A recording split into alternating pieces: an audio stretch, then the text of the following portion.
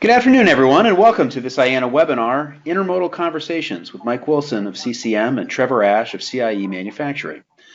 It's great to have you here today, and we really appreciate you making the time. Today, I'm really proud to be able to bring to you some of my favorite people in the industry all in one place.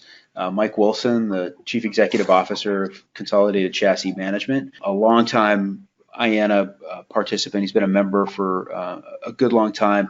He's held a number of leadership positions on the board of directors, and this past year won the Silver Kingpin, which is an honor that stands on its own in our industry. And Trevor Ash, the Executive Vice President of CIE Manufacturing, a spark plug of energy in the industry, and a board member with IANA as well. So without further ado, I'm going to kick it over to Trevor. Trevor?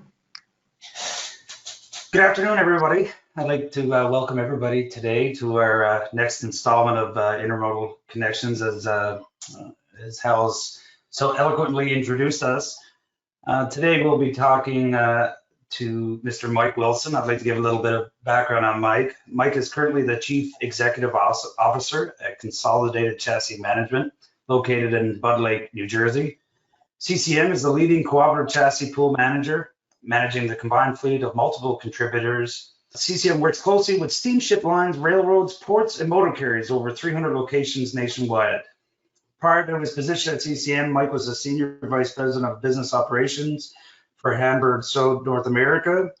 He has just to mention a few, Mike has over 40 years of experience in international shipping and logistics, where his past duties have included senior positions in logistics, operations, and customer service, covering a geographical scope that includes North America, Europe, Central America, the Caribbean, north coast of South America as well. Mike has worked for some well-known companies in the industry, including Hamburg Sode, United States Lines, Crowley Maritime, United Arab Shipping, and Atlantic Container Line. Mike is also active in several industry organizations. He is a board member and past chairman of the Intermodal Association North America. He was also vice chairman and member of the executive committee of Ocean Carriers Equipment Management Association, just to name a few. With that, we'll start to break into our content here. Today's focus will be on learning a little bit about Mike's introduction into the intermodal industry and how he's progressed to his position today. So without any further ado, I'll break into our first question, Mike. Looking back on your storied career here so far, what do you believe have been the most pivotal moments in the industry during your career, and why were they important to you, and what did you learn from them? Well, first, Trevor, it's great to join you and Hal on the webinar today. It's my pleasure, and I thank you for having me. So, if I look back, I've been around a long time. I started in '79. I was very fortunate to come into the industry, into a training program in a prestigious steamship line in a very strong growth period. So I have to, pin my hat on being lucky at that point and getting that kind of training in a growth market. So I was very lucky. I did a two-year training program at U.S. Lines, and then I progressed with my career from there.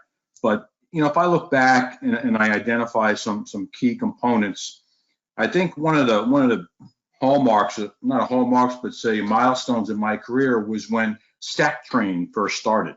That changed the dynamic of the intermodal industry almost overnight. It took maybe 2 years, 3 years for it to really catch, but it was an incredible innovation and execution of a concept. And I think that was one of the most pivotal developments in my career. Now, prior to that, containers were moving what we call TOFC, which is trailer on flat car, or COFC, container on flat car. And the implementation of the stack train not only improved, let's call it the speed of the operation of getting cargo across the country or from point to point, but also increased the density on the rail car, so you can move a lot more cargo with less rail cars and less engine power. So it was kind of a pivotal point in intermodalism. Thank you, Mike. So based on that experience and now your senior leadership experience over the last number of years, what do you believe the new emerging trends in the industry are? A while back, we saw the emergence, the larger container ships. And I'll just give you an example. When I started, container ships were under 2,000 TEUs as a standard global ship size. Today, ships are over 20,000 TEUs, or 10 times the size. So the economies of scale are readily apparent in that model. So I think that with the evolution of the container ships to that size, the entire global supply chain has had to adapt. And I think we are still adapting to the magnitude of ship exchanges on the waterfront side. And then subsequently with the distribution of cargo first through the terminal gates or onto the trains and then into the national supply chain network, whether it's better coordination through the gates to get faster turns of the trucks or better handling of the containers out of the yard onto the trains and the trains being dispatched into the network. I think we're still evolving through those challenges. Once this becomes, let's call it standard operation, I think the next will be dealing with the speed of the cargo out of the container through the warehouse onto the delivery systems in the DC and then out to the retail consumers. We're still sort of dealing with that element of cargo distribution. So I think that's the next phase. And obviously, when you think about that, we think about technology and how does technology play there? And with the likes of Alibaba and Amazon and even other larger players, we know that technology is sort of the difference maker in supply chain management. And I think that's going to continue to show itself in many ways, whether it's in terms of making the transportation more transparent or improving the efficiency of automation and distribution through robotics in the DCs and in the warehouses. I think we've just begun to see the impact of technology, but that's what we have to keep our eye on as we go forward. I couldn't agree more from my standpoint. I mean, the technology and where it's evolving and what it means to efficiencies, especially for the supply chain going forward, definitely is going to play an important role. So going back to the beginning of your career a little bit, when you come out of that 2-year program at US Lines, what did you find during that initial phase to be the most challenging part of learning the industry? And what tools or resources did you lean on to help you overcome that? So I'll be a bit revealing here. I was not a brilliant student coming out of university. I was average. I was average in high school. And when I got into the training program, I realized that, just being average and being there wasn't enough. And the only differential I could think of is to work harder. So for me, it was recognizing that I needed to outwork the other 10 guys in the training program in order to be recognized, in order to get my career off to a good start. So I worked, no lie, I probably worked 12 hours a day for, I don't know, maybe a year straight in the beginning of that training program, just to make sure that I had an edge, because I wasn't the brightest bulbs in the box. Thank God that evolves as I evolve. But in the beginning, it was about finding the energy and the desire to work, have a strong work ethic, and then reaching out and doing more than what you're asked for. When you were done doing one thing, ask your boss, what else can I do for you? What else can I learn? Where else can I go?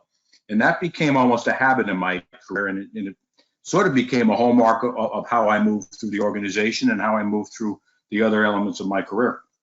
No, for sure. I mean, for those listeners that listened to the last webinar that we did that I hosted the panel on, that really does ring true as a constant theme in the industry, that it's not an industry you want to enter into if you're a 9-to-5er. It really requires a lot of dedication and time, although it's very rewarding at the same time.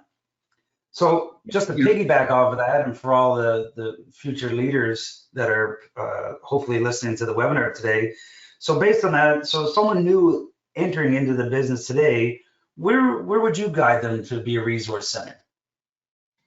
I think it's important to understand where the industry is going. And as we said earlier, technology is the edge, I think, that you have to understand and you have to try to leverage on your behalf.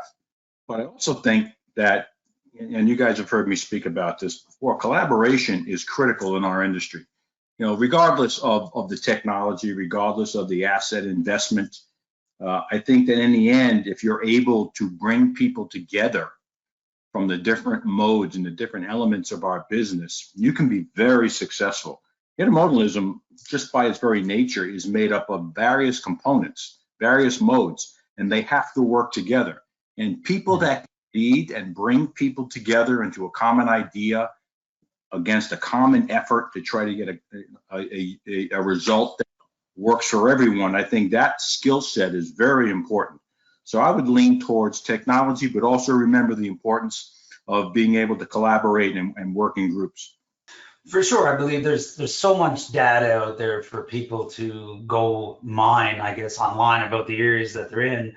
But one thing I've really liked about myself, I'll speak personally, is, I find IANA has offered those opportunities to mix with people such as yourself and learn from your, years of experience and other great people within the industry. And I really believe that human interaction and learning from someone else's stories or successes or even failures really helps round out your ability to understand your position in your industry. Absolutely. IANA, the hallmark of IANA is collaboration and networking and meeting people that are part of the more broad supply chain. And I think it's important just to look up from your desk once in a while and get outside of your own comfort zone and recognize the other modes, the other portion of the business, and try to understand them and then work with them to make a more efficient and a more effective supply chain. That comes through collaboration, and IANA's been there since the beginning. For sure, that's great. Thank you, Mike. Staying on the theme of the future leaders, is there one person in your career that you felt made a real impactful influence on you? Did you consider that person a mentor?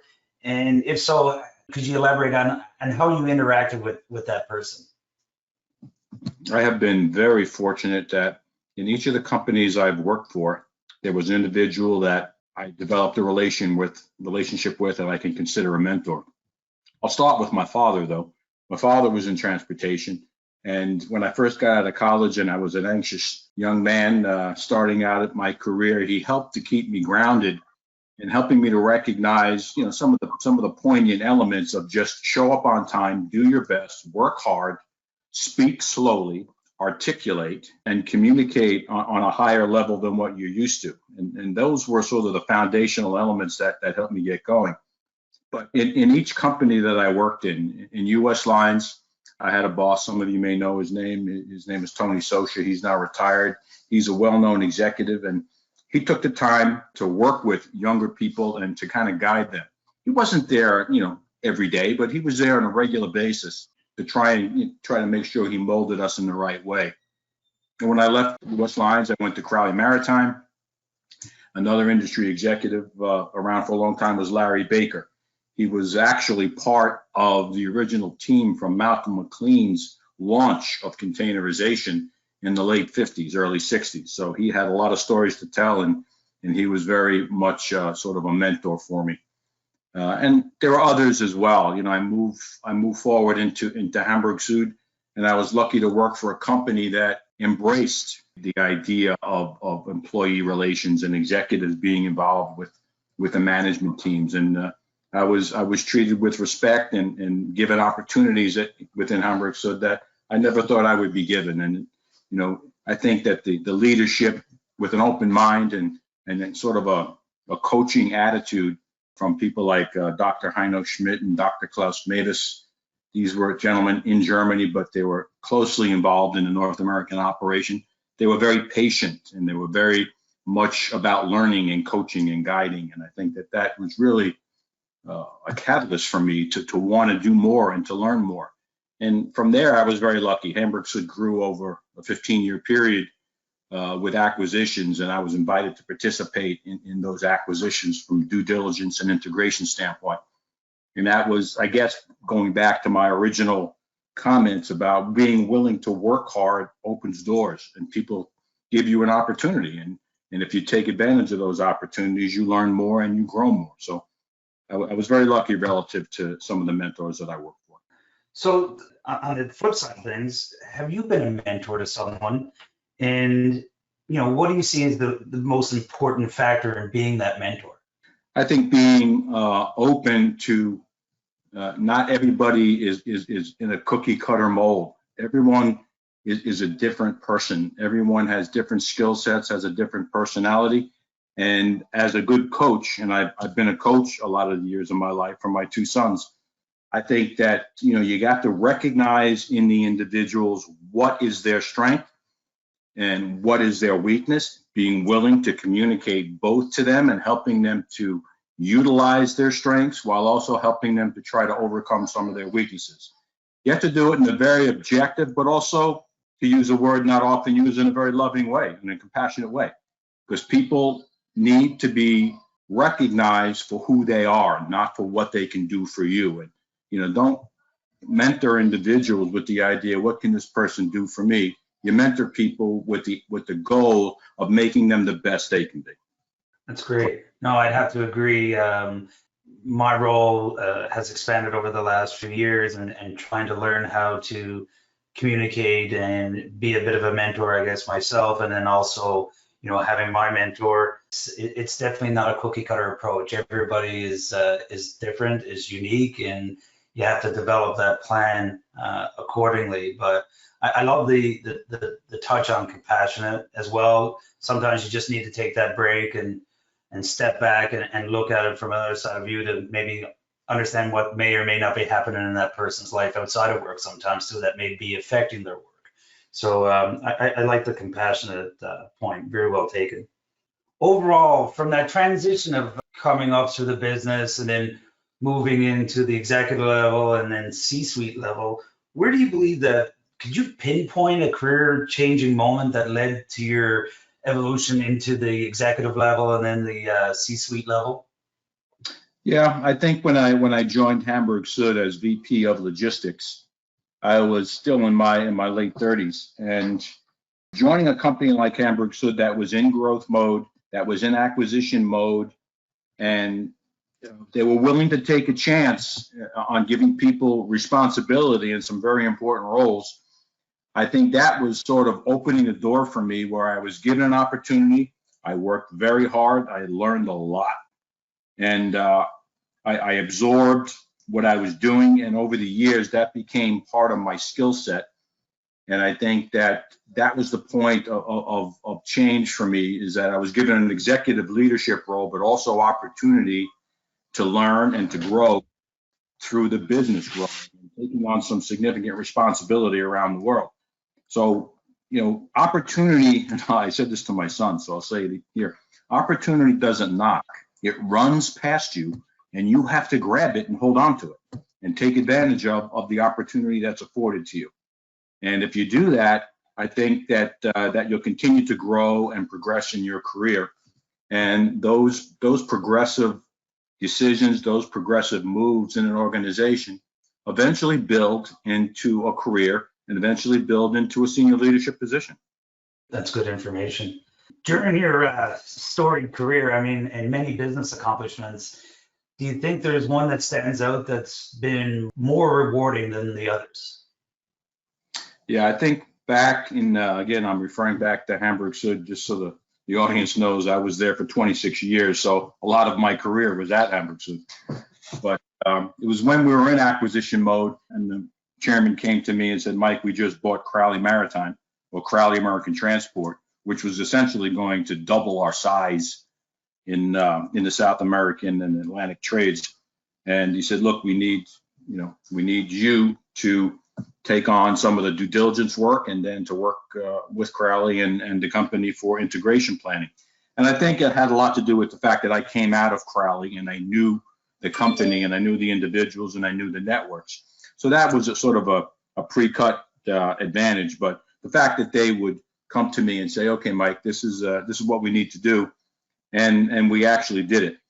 And it took a year and a half or so, and had a lot of problems and challenges and decisions, but I think it turned out very well, and it really helped Hamburg Süd to grow. Now I'll roll that forward to 2 years ago, when Maersk Line buys Hamburg Süd.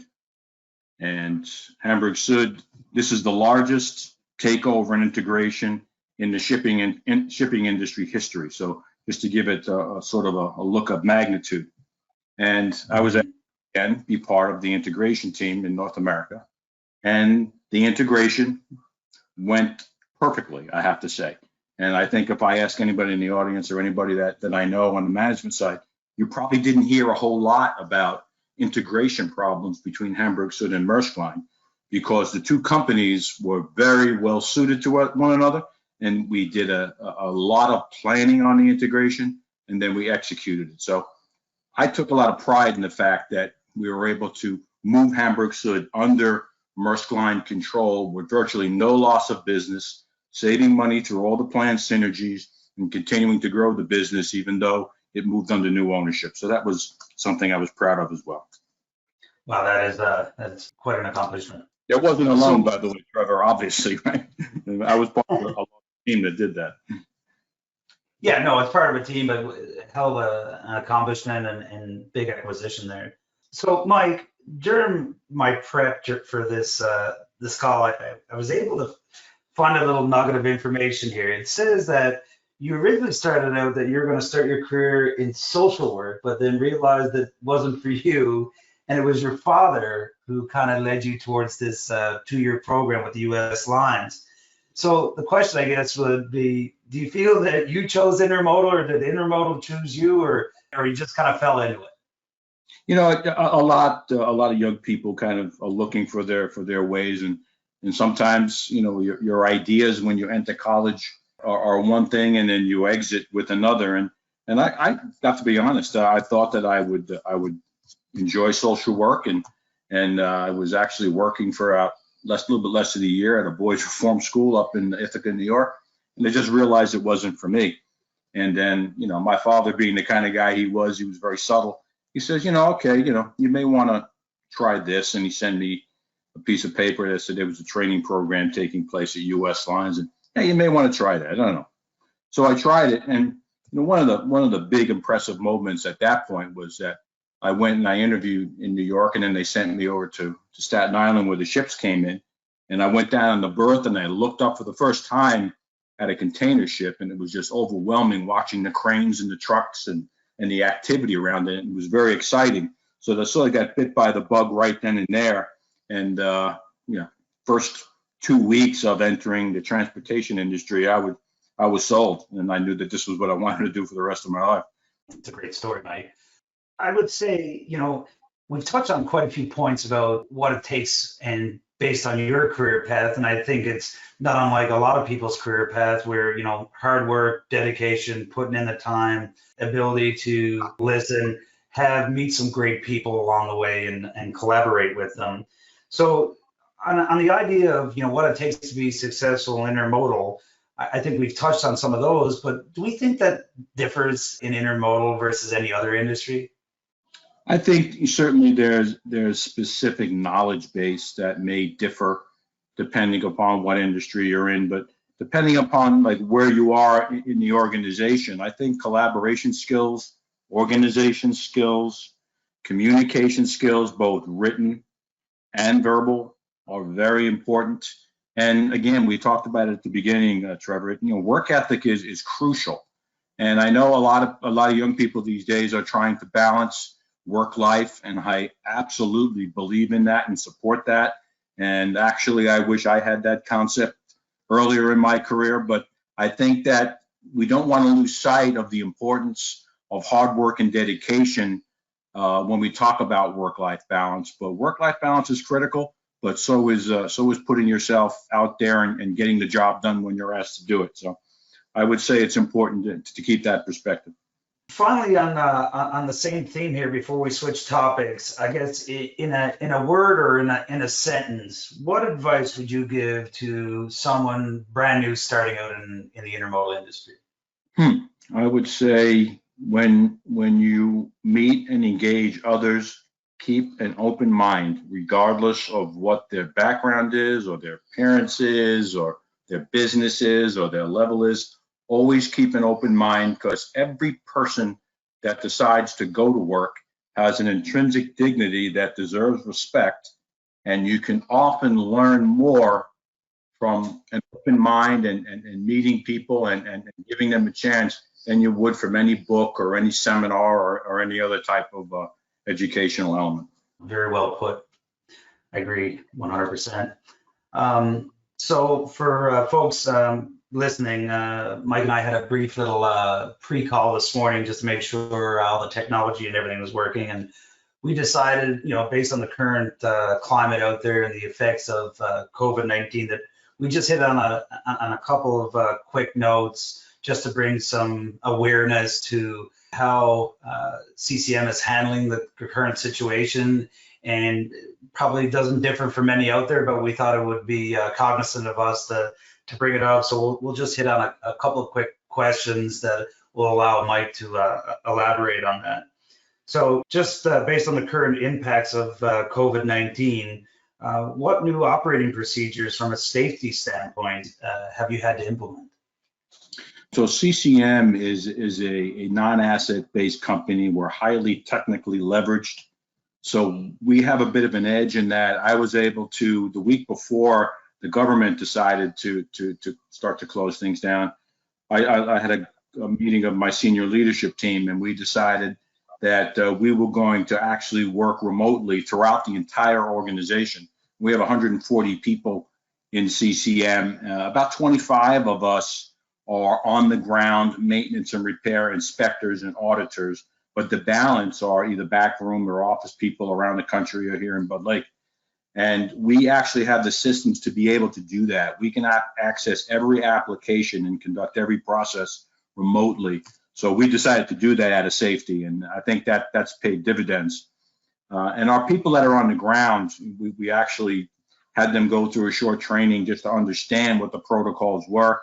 We gave them masks and gloves, and we told them, you got to be very careful. We suggest you do not congregate in closed spaces. You keep your distance, keep an eye on your own health, but make sure that they maintain the protocols that are produced by the government and out there from the government relative to social distancing. And so far, so good. We don't have anybody in the organization that has been infected, thank God. And we continue to operate full capacity. And I just hope that we continue to be this lucky and no one gets sick. No, for sure, Mike. I'll speak for our company. We're kind of along the same path where we met as a executive group a few weeks back and understanding how this thing was starting to spread. And we started to implement our work from home strategies, our social distancing, placing placards at all of our restroom facilities and so on and so forth. And knock on wood, we're in the same place where we haven't had an employee diagnosed with it yet, and we hope to stay that way. So my next question would be, which I think is a big one for all of us out there, whether we're employees or leadership or owners of companies. Do you think we felt the full impact of the COVID? I think we have to keep our eyes on what our government is doing and how they're communicating. And from what I read and hear and see, I believe that through April will be the sort of the monumental month to tell us where this goes. Hopefully by the end of April, we start to see a decline in the cases and hopefully the deaths. So I think that from a medical crisis, that's what we have to view. From a supply chain crisis, we're tracking cargo flows because we have to supply chassis to the facilities to make sure the containers move. And we anticipate that cargo flows will return to, let's say, pre-crisis levels mid to late April. But there's still no clear indication what might happen beyond that, because as we all know, the U.S. economy and a lot of the intermodal cargo movement is driven off of the consumer. We're a 70% consumer society, and that volume, that behavior drives volume. We don't know where that's going yet. We hope it comes back. We hope there's a surge, but a lot of people are not so sure about that. As part of our executive team, I mean, we're meeting maybe several times a week with all levels of our management group to try to understand that, but there remains to be a lot of uncertainty. We plan for today, but tomorrow might bring something different.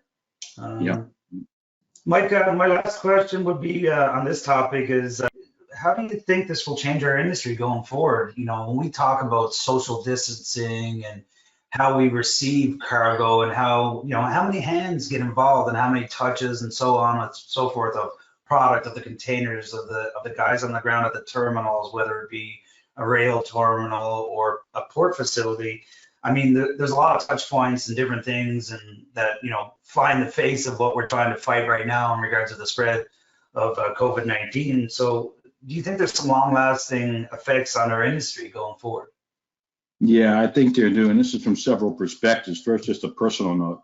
My younger son, Danny, is at the University of Utah, finishing up his degree there. And he works nights at the FedEx facility loading trucks. And they have changed their protocols. They all wear gloves now. They don't wear masks yet, which I was surprised at. But they're required to use the disinfectant on frequent basis whenever they break. So from the guys on the warehouse floor, I think you're going to see changes in behavior relative to being a little bit more secure on virus or healthcare. But I also think, as we look at this thing and we see how everyone is moving to remote operations and utilizing the internet, it's an interesting test of the robust nature and capacity of our internet. And so far, I think it's working pretty good. I don't know if we've maxed out yet or not, but the internet is now the environment of commerce for all of us, and it's important that the internet works and continues to form. But I do think that the idea that a lot of people can get done what they need to do from home is probably going to impact organizational sizes relative to office space and things of that nature.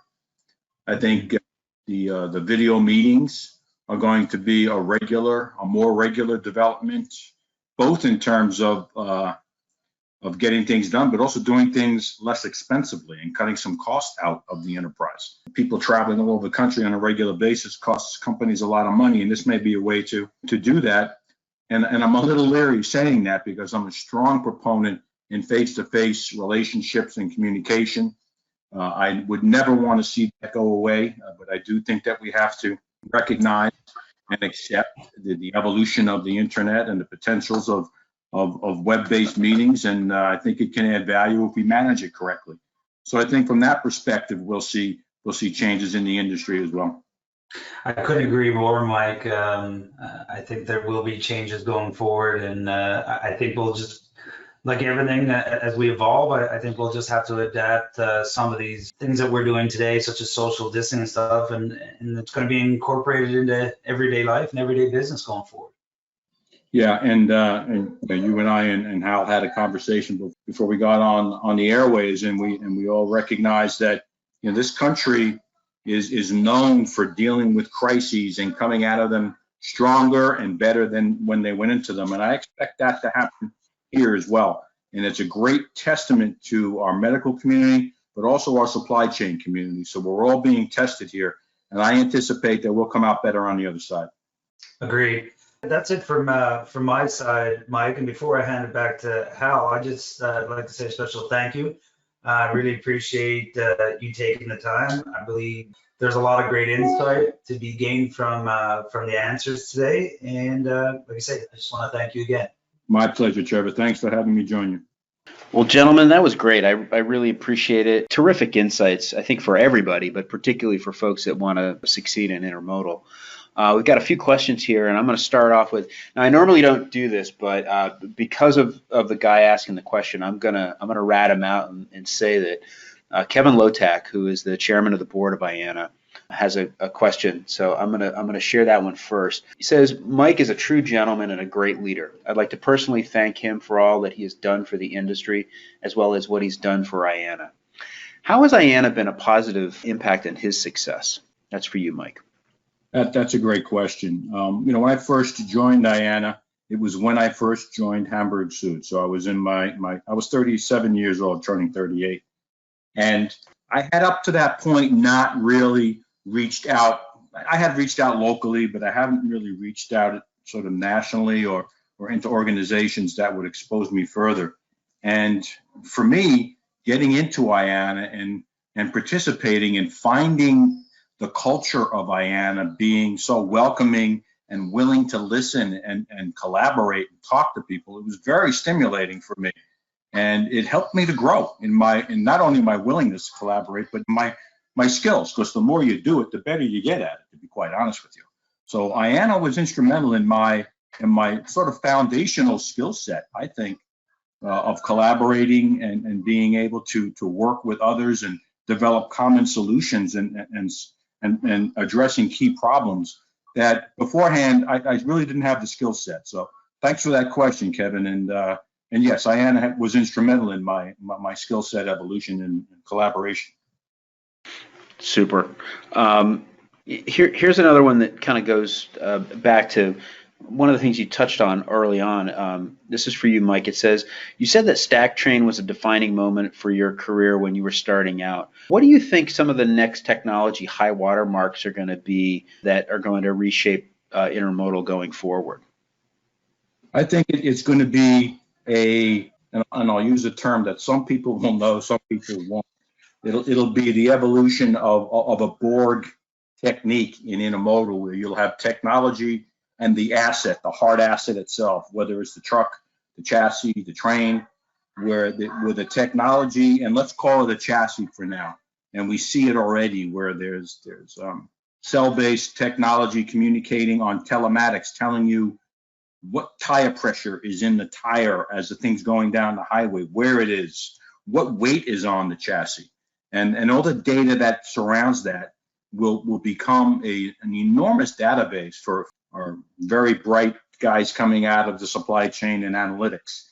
And I think that we're going to see sort of a catapulting of analytics through the data that's gathered through these various devices and telematics.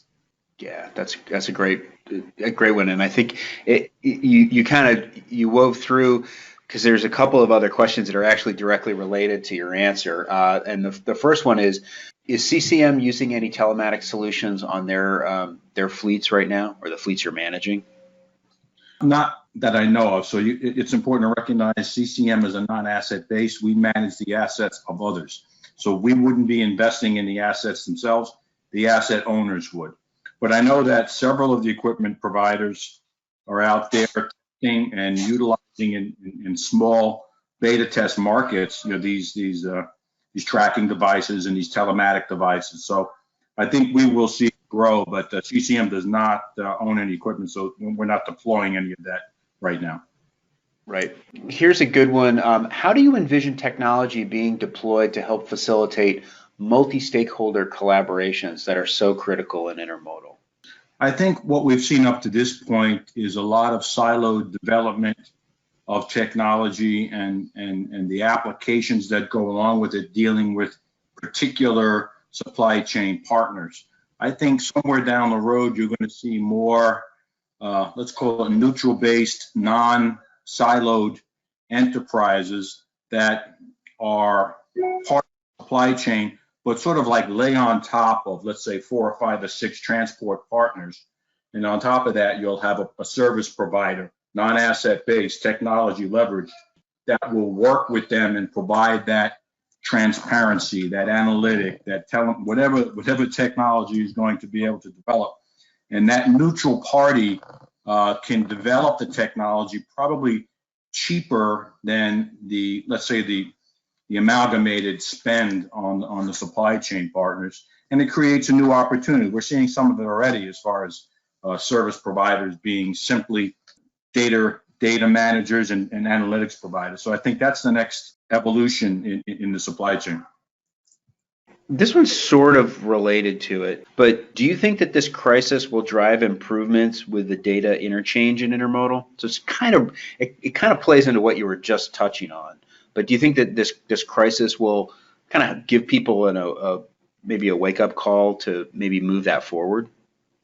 That's a great question, and I really don't know if the crisis itself will be the wake up call, or will people kind of fall into certain behavior that causes them to recognize the importance of data transparency and sharing of data, and then mechanisms and processes that already exist would be more optimized and maximized as we go forward.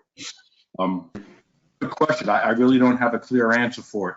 I think that certainly there's going to be a lot of things coming out of this crisis, whether it's technology evolution or process evolution or asset evolution and partnerships. I think we're going to see change, and it'll be exciting to see how the entrepreneurial spirit of the American businessman and supply chain partners actually deal with this and generate new and interesting ideas.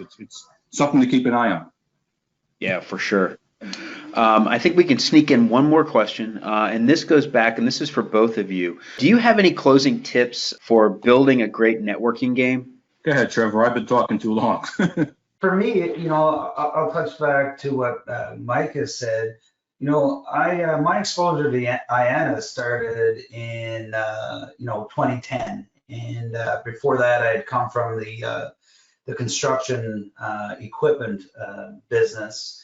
So I had little to no exposure or contacts in the intermodal segment, and literally signed up for the O&M May meeting and showed up and just kind of, I guess this is kind of a faux pas, I guess right now, but just went around and shook some hands and introduced myself. And I started to meet some great people, and I explained who I was and where I was coming from and new to the industry. And I just felt like a lot of people in our industry are always willing to help. So I guess my feeling is that collaboration. Never be afraid to reach out to someone in our industry, especially through our association. And again, on another note that Mike made as well, is always be willing to listen. I've been able to learn a lot, not by so much reading books and different articles, just by listening to different conversations, having conversations myself with different people in the industry. You get to learn a lot from a lot of experienced people in our association. So for me, that human interaction that Mike touched on as well, really, I think is a very key thing. I couldn't agree more, Trevor. I think that getting out of our own silo, whether it's up from our desk in our company and talking to a colleague across the hall or another department, that expands your knowledge, that expands your ability to understand the business. And getting outside of your company will do that even more. And, the old adage that two heads are better than one. Well, if two heads are better than one, imagine what several hundred heads could do in a room talking about a given problem. And we all share the same challenges and problems in our careers, whether they're managerial or whether they're specific to a supply chain challenge. So, being able to collaborate and share ideas and information, a lot more can happen in that environment than it can in an isolated environment.